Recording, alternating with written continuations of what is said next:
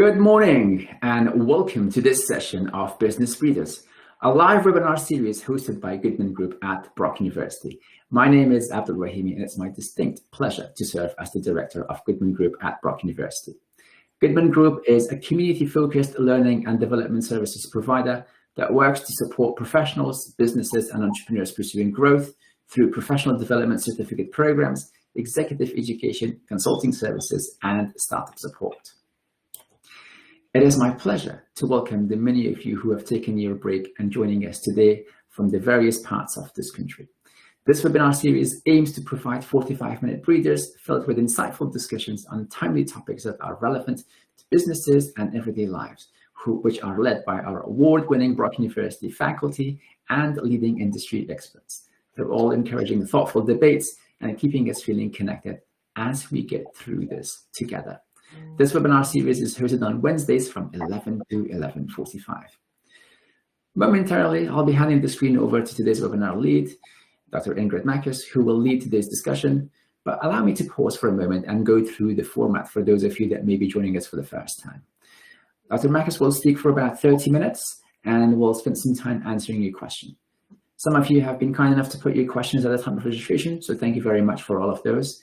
And we'll have the opportunity to take more of your questions during the live session. So I would encourage you to put your questions into the chat feature, which is open now, and we'll get to as many of those questions as we possibly can. You may also tweet your questions and comments using @GSB Goodman Group handle. So that's @GSB Goodman Group, all one word, and we'll see to those questions and comments as well. Now, it is my distinct pleasure to introduce to you today's webinar lead, and that's Dr. Ingrid Makus, who is an experienced university administrator, a teacher, and a well-known researcher. Presently, she is the Dean of the Faculty of Social Sciences and an Associate Professor in the Department of Political Science here at Brock University.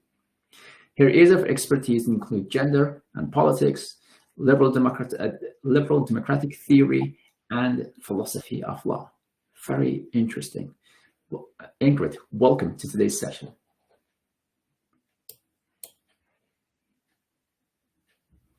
Over to you, Ingrid. Welcome to today's session. Okay. Thank you. I'm sharing my screen. Excellent. Okay. Perfect. We can see your screen. Excellent. Wonderful. Thank you so much, Abdul, for that lovely introduction. And thank you very much for inviting me to participate in one of these sessions. I'm looking forward to being able to share some of my thoughts on the topic of gender, power, and politics leading in COVID times. And I'm also very much looking forward to some of the questions and the discussion after my presentation. Female leaders have recently been highlighted in the media. If we look at various venues such as The Conversation or The Guardian or articles in Forbes or articles in Business Review, for example, as well as some articles published in journals, we see that there is a common theme. And that theme is that women are doing a better job than men in some of these media articles. What's interesting is that the highlight of some of this discussion suggests that if we look at female leadership compared to male leadership at a local, at a national, or even at an international level, the suggestion is that women are doing a better job. Some examples that have been highlighted recently are Angela Merkel, Chancellor of Germany. People have praised her, and this has been highlighted in the media. They've praised her for how she's responded to the crisis. They've praised her communication style, suggesting that the way that she addresses the public is very relatable, suggests that she's showing compassion and care, suggests that very quick action has been taken to ensure that lockdowns happen in order to save lives. Another example is Jacinda Ardern from New Zealand. Again, the emphasis has been on how she has responded to the crisis. and how she has related to the public, again, emphasizing a communication style that is presented as exemplifying more feminine qualities. Some articles that have been published to address this theme or this trend have suggested that maybe in this situation we are seeing in these female leaders and the way that they're covered in the media, the notion that traditionally feminine qualities, or at least qualities that have been traditionally attributed to women, such as their role as nurturers, their role as caregivers, perhaps resting on the notion that we associate women with the private realm, that these are being displayed and attributed to female leaders in a situation that is based on concern for the private realm. In contrast, we see that some of this coverage suggests that male leadership in times of COVID and crisis, that the style and that the way of communicating is quite different. So contrast, for example, with Trump and other male leaders, including the kind of communication style they're using, presenting COVID as an example of a war that needs to be fought, very kind of aggressive style. There's also some literature which has been called upon, which suggests that women are less likely to take risks, but that in COVID that might translate into them less likely to take risks with lives. So earlier lockdowns may be a result of that, but less risks in the economic sphere. There is some literature that suggests that men are more likely to take risks when it comes to business in the economy. So I think that these kinds of presentations and the images we have of female leaders, we can see them as positive images. But as individuals who are involved in education, as social scientists, and certainly in my background as a political scientist, as a teacher and a researcher, and my colleagues as well, we are educators and we are trained to assess evidence and to take a closer look at studies that are presented in the media, studies that are presented at journals, and to see what the evidence can tell us. What happens when we dig deeper in looking at these kinds of themes? Interesting enough, we've also had in some academic journals, recent publications, I say recent in the last couple of months, an assessment of this question of whether female leaders are doing better in dealing with COVID. As an example, perhaps, of whether female leaders are better at dealing with a crisis or whether we are now reassessing the qualities of leadership through COVID and the crisis. So when we look at some of these studies, we see that scientists, political scientists, social scientists have suggested that if we look at outcomes, for example, it's not clear that countries that have female leaders are necessarily doing better if we look at outcomes such as lives or death rates, for example. So we can find evidence in countries led by women where the death rates are actually much higher if you compare it to a similar situation or a near country with a different kind of leadership. As well, we have political scientists suggesting that generalizations about the attributes of female or male or leaders may not be enough to actually provide us with some evidence that we can use to make changes. For example, political scientists have emphasized that we need to take into account the context. Leaders are doing their job in very different kinds of political systems. There's a difference between presidential systems and parliamentary systems. As well, we of course have variations and differences in the social, cultural, and economic context in which leaders are operating across the world. Another, I think, a significant point that's been made is that some of these earlier studies were assessing what was happening in countries at a very early period when COVID had first emerged. That is, that these surveys were based on assessing the situation between March, possibly June and July. If we look at the situation now, we might see some different kinds of outcomes. The other, I think, very interesting study showed that although we can't assume the kinds of perhaps differences, i.e. better, worse, than some of the media highlights have shown, we can see statistical variations. So this is if you're trying to take into account what's called near countries, where you're judging countries that might have a similar context, political system, and background. What did emerge is that there seems to be a statistical differences in female-led countries and school closings. So it's not that the evidence doesn't show that there might be differences.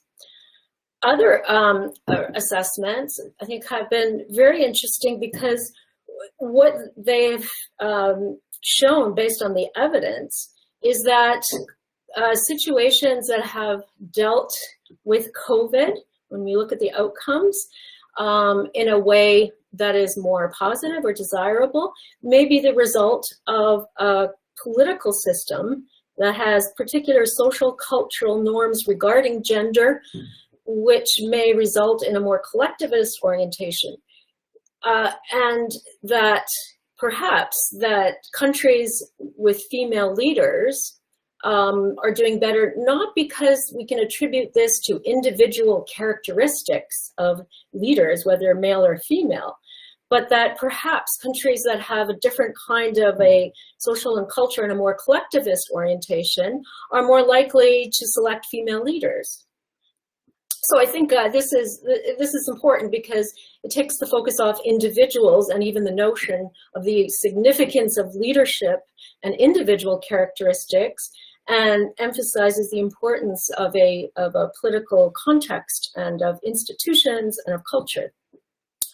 Interesting, another, of course, point that has been made in digging deeper in some of these earlier articles about women doing better is the small sample size. So the suggestion has been that if we're going to generalize about women being better leaders in COVID, then we have to consider that the studies, most of them draw on looking at about 194 countries that are male-led, about 19 countries of female leaders. So the argument is that the statistics here are relatively small. How can we generalize about women when we're only looking at 19 of them?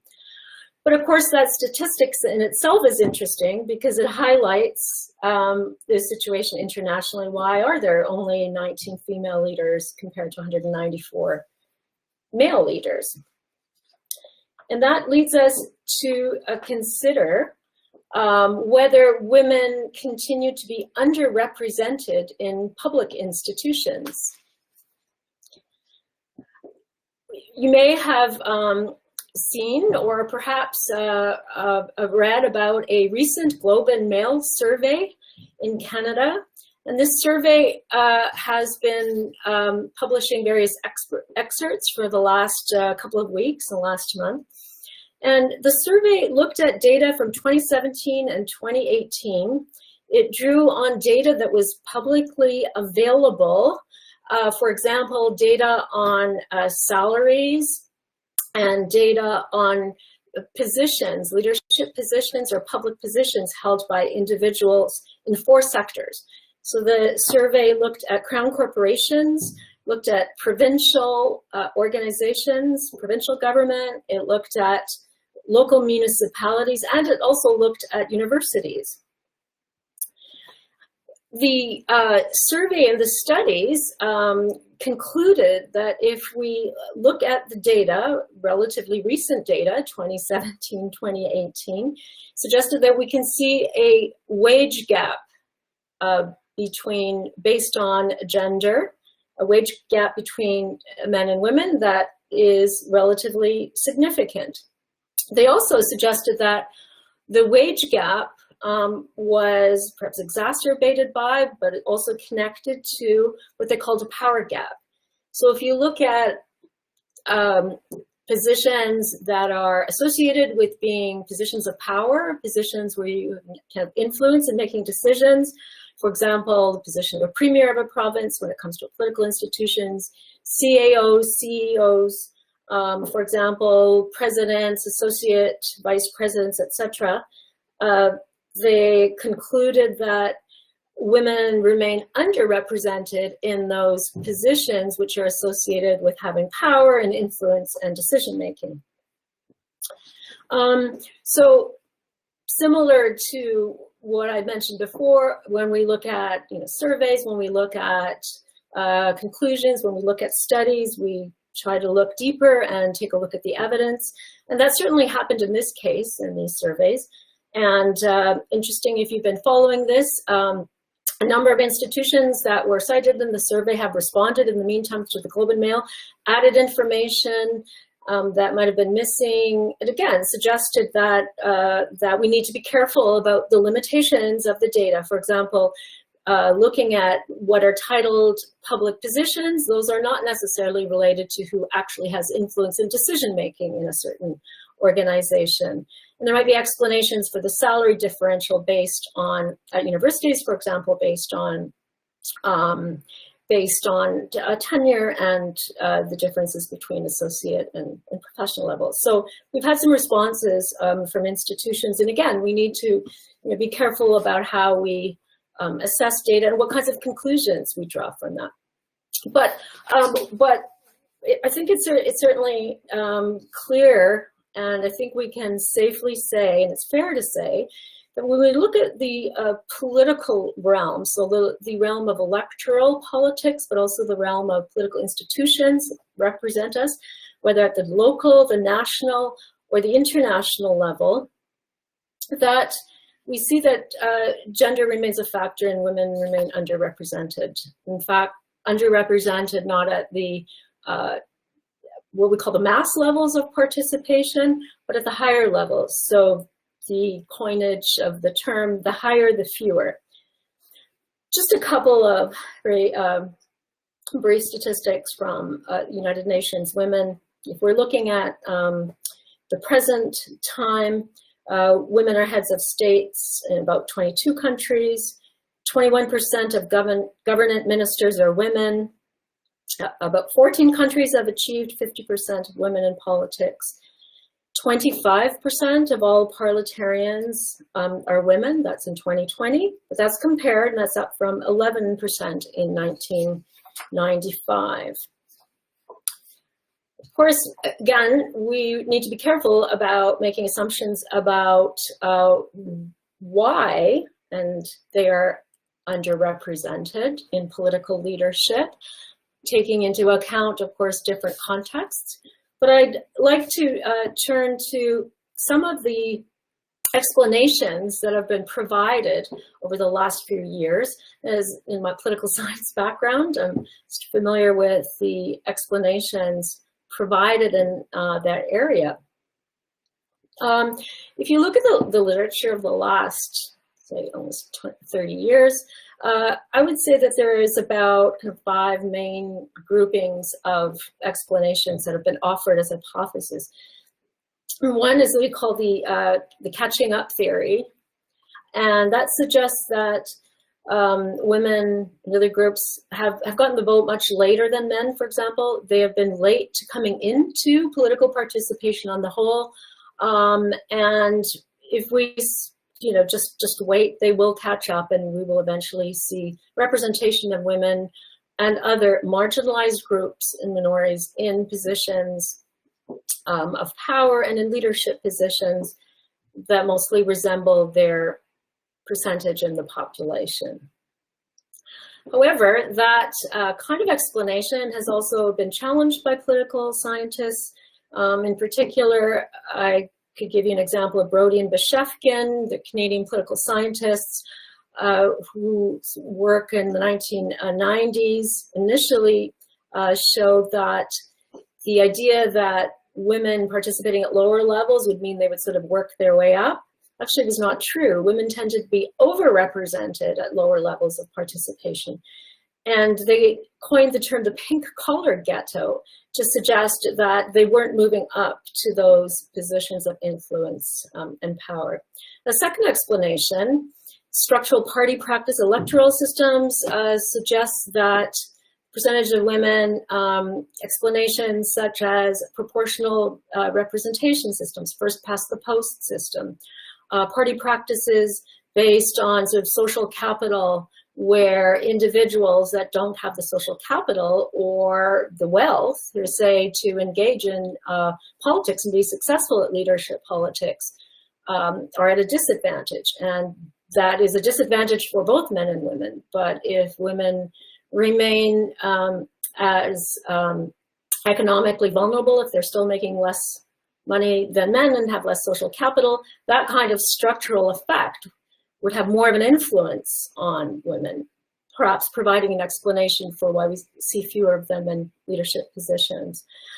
Childcare responsibilities has come up consistently, both in studies of individual female MPs in Canada. It's come across consistently in countries at the international level, that the responsibilities for the care of children and family and the vulnerable is perhaps not compatible with taking up positions in leadership. For example, one might participate at the local level, but becoming an MP in Ottawa means moving to Ottawa and leaving one's family and constituency, that's often perceived as, or in fact is perhaps a limitation on women's equal representation. Another factor, media coverage. Studies have shown that male and female candidates running for leadership positions in particular have different kinds of coverage. Some of the research in the early 90s, and I think of the Canadian example, Gidengo and Everett, showed, doing a careful analysis of the coverage, that female leaders got less coverage than male leaders, and also that the coverage tended to focus more on appearance and on personal characteristics and on family situation.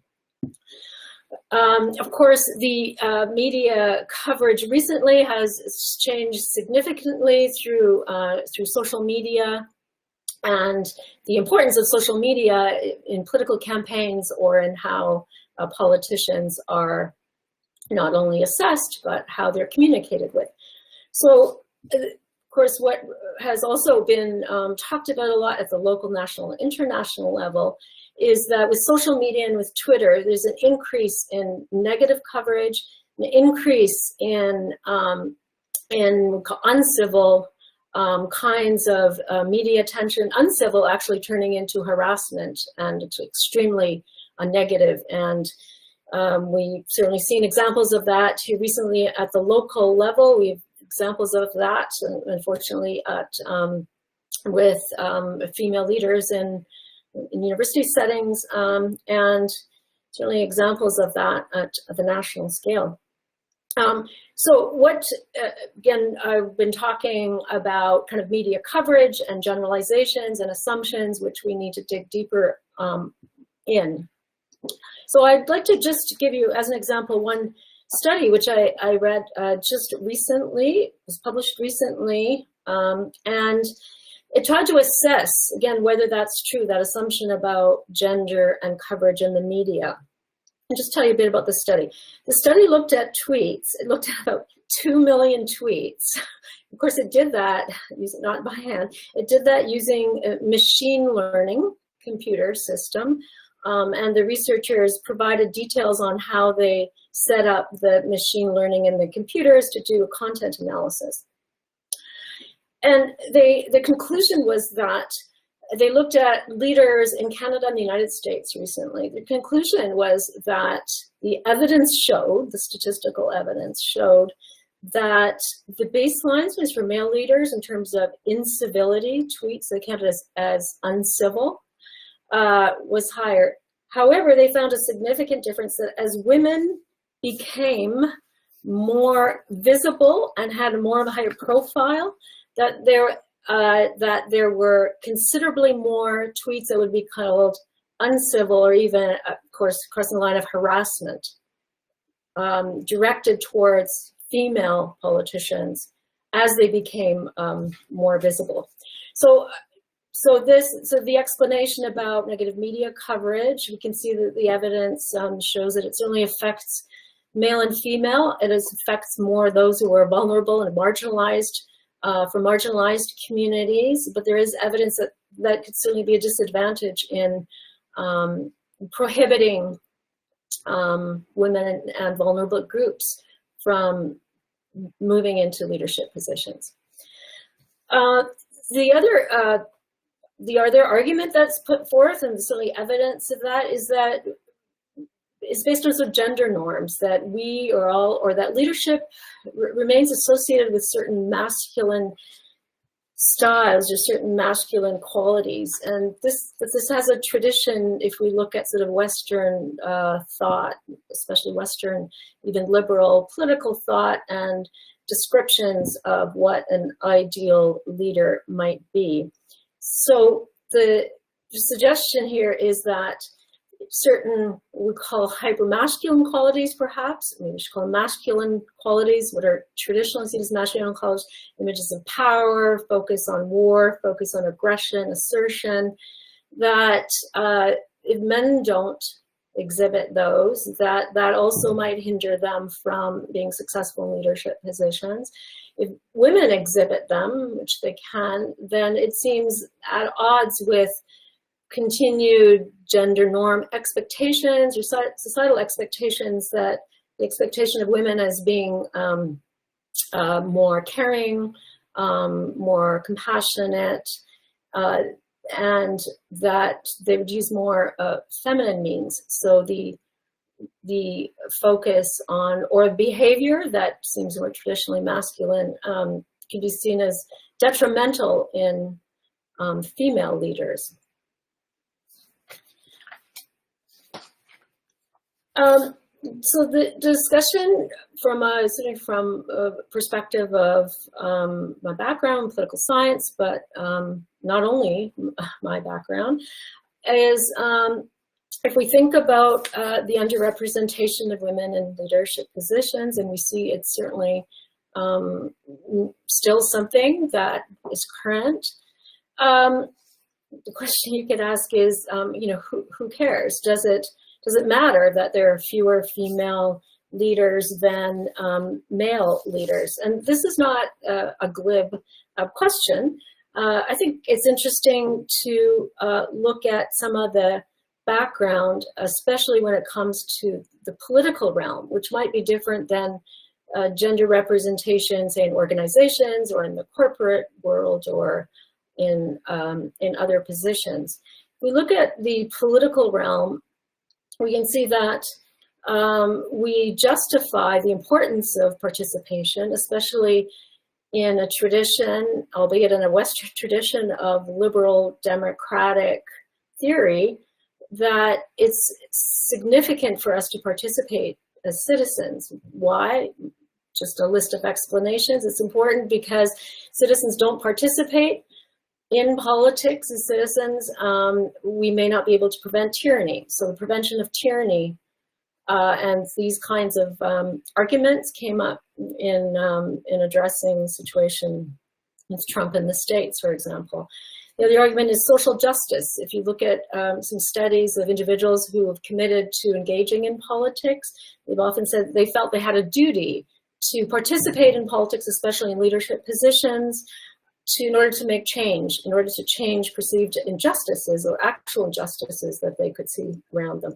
There's also the argument of representation, which is that liberal democracy focuses on representation. The question becomes, do MPs and other delegates have an obligation, of course, to represent everyone, the public good, not only clearly themselves?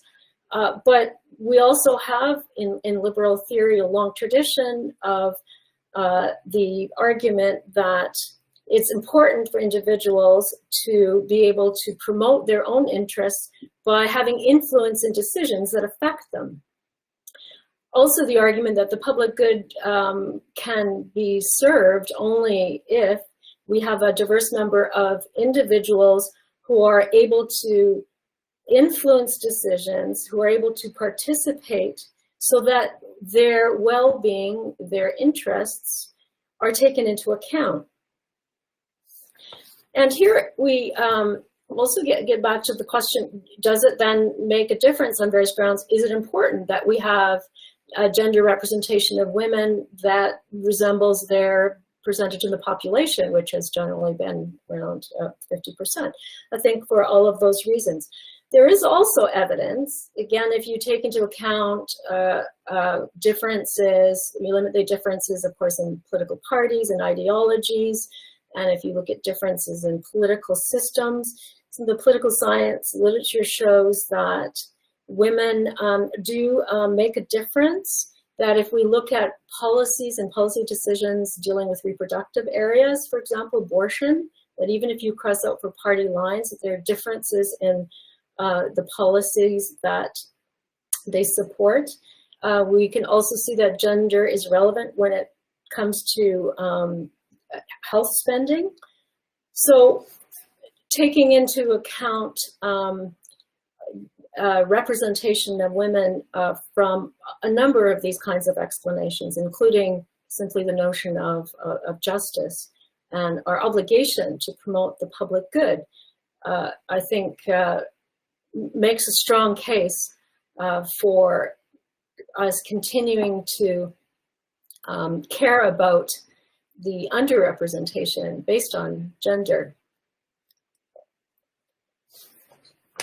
Some of the concerns that we have about underrepresentation in political institutions and decision making, I think, are amplified in the COVID situation we are in. There is considerable evidence from various disciplines, reading articles from economists, sociologists, social scientists, political scientists, those dealing with healthcare, the education field, that COVID is affecting women, particularly racialized women, and as vulnerable as other vulnerable groups, minorities are more vulnerable to the negative effects of COVID. Job losses, the impact of economic downturn, the impact of school closings.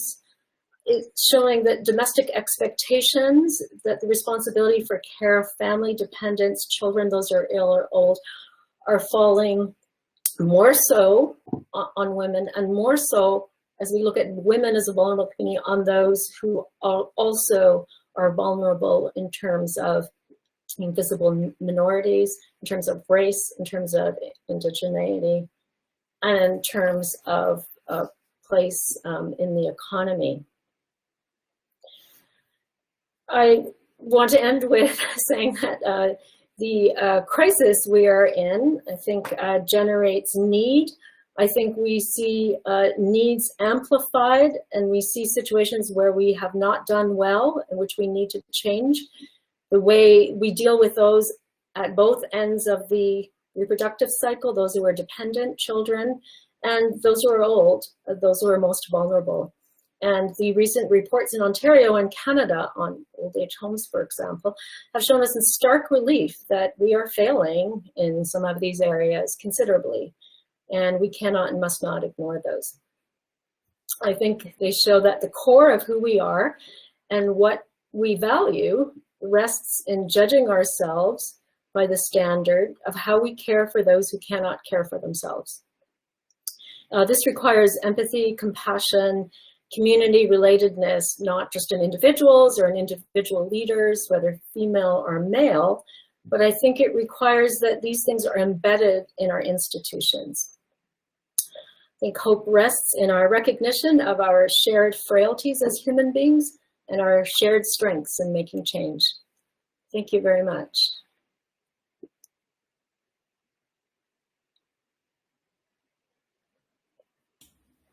Ingrid, thank you very much. Very fascinating topic in there, and obviously very, very relevant in a number of areas. I've got a few questions here as you're going through to sort of, Sure. and sharing your screen. So the question that's coming here: can you elaborate more on the catching up theory, as the name suggests? Is there a prediction on when women will no longer be underrepresented in political leadership positions? Okay, I'm just going to share this.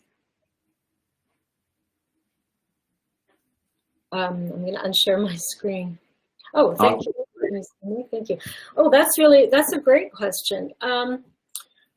Actually, if you look at statistics from United Nations Women, there's just the catching up theory. If we leave things as they are, taking into account there's been an improvement. For example, I've cited the changes in representation from 1995 to 2020.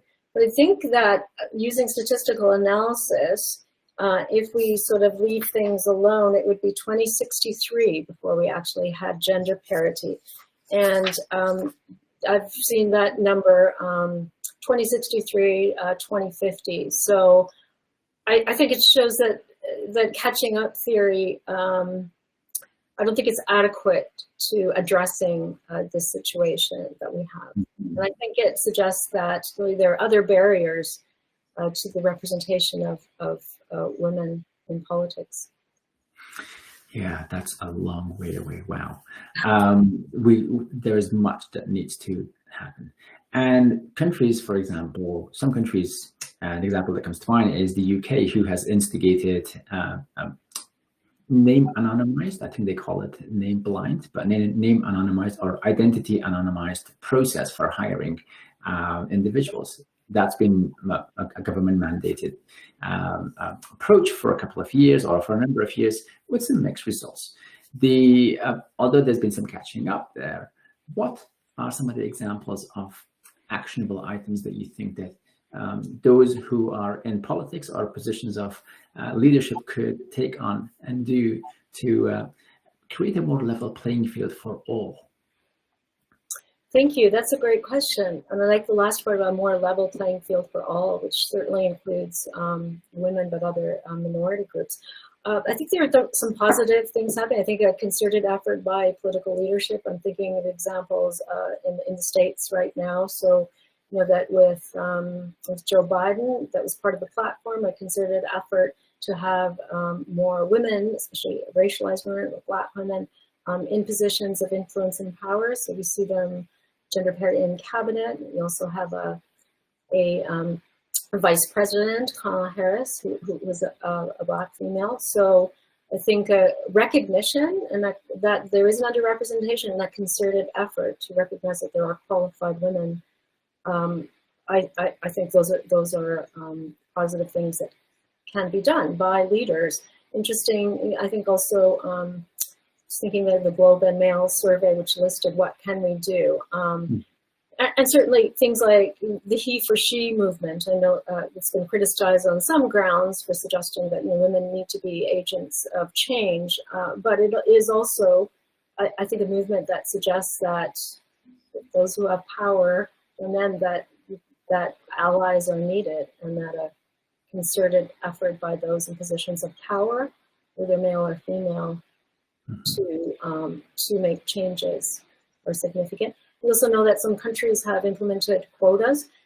Implementing quotas, again, it's success in getting female leaders into positions of power that are actually making positive change. It depends again on the cultural context. If quotas are imposed in a cultural context, or a country, for example, it's been an authoritarian country and just moved to a liberal democratic electoral system, those might not be as effective as quotas in other countries, such as when you talk about Denmark and some of the Scandinavian countries, for example.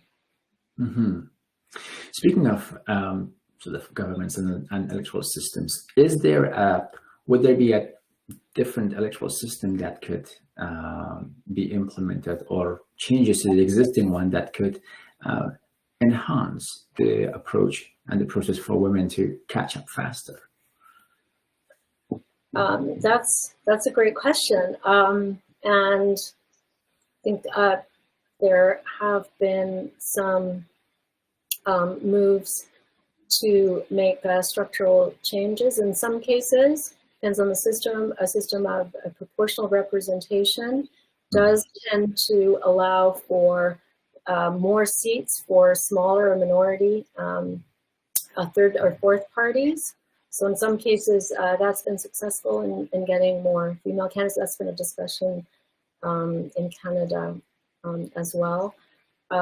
Providing a support campaign, additional campaign support for females has also been a change or something practical that's assisted candidates in with election campaigning and financial support for election campaigning.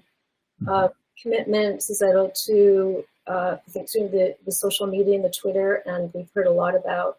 I can't imagine that when we think about young people wanting to go into politics, that sort of incivility in social media, etc., can make politics very appealing. So I think being clear about trying to make changes to how we address or deal with social media would help to encourage people to want to engage in politics.